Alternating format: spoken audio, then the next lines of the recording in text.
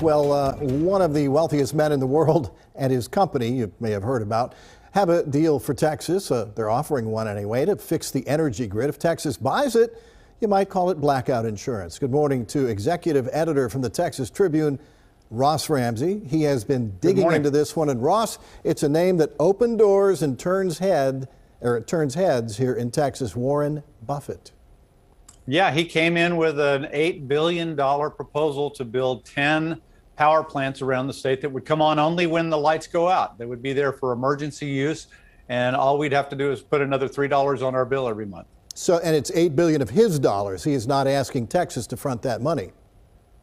Right, but he is asking Texas to allow him to charge electric ratepayers to build those plants.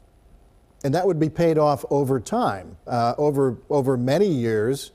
And I guess for the state legislature, which will be the folks who decide, it's kind of like buying insurance. Yeah, you're buying excess capacity. So if the supply doesn't keep up with demand, as what happened in February, these plants would turn on. Buffett says he can get these things online by 2023, so a couple of years down the road.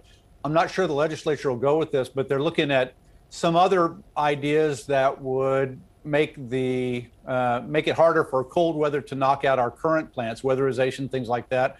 And this actually puts a price tag on that. So you either go with something like Buffett, or you find $8 billion, give or take, somewhere else to upgrade the plants we've got.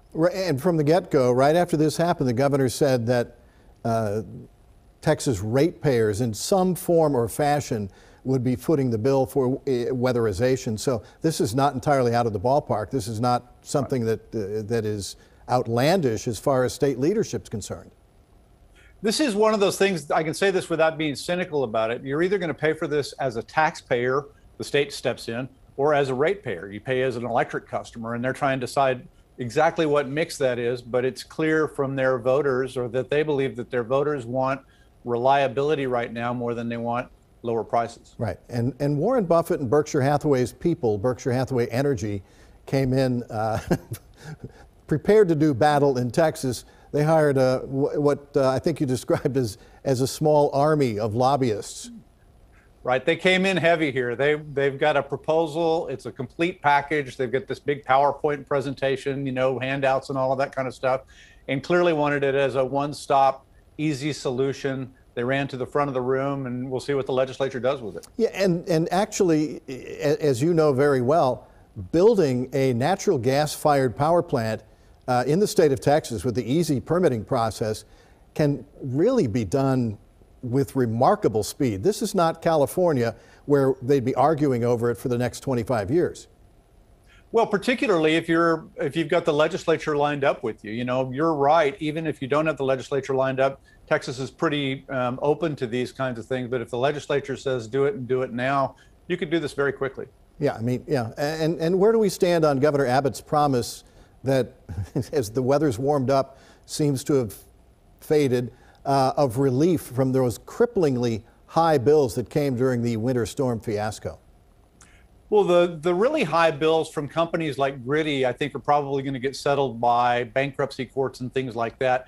The other big bills went mostly to companies and not directly to consumers, and we're going to see what the legislature does with that. There's a package of bills up in the Texas House tomorrow that would hit a lot of these problems, but the billing issues and the ultimate costs, we still don't know how that's going to shake out. All right, but we can always trust the Texas legislature. You chuckle. You're going to find this interview and a link to the Texas Tribune's excellent reporting, as always, on fox4news.com. Ross, thank you.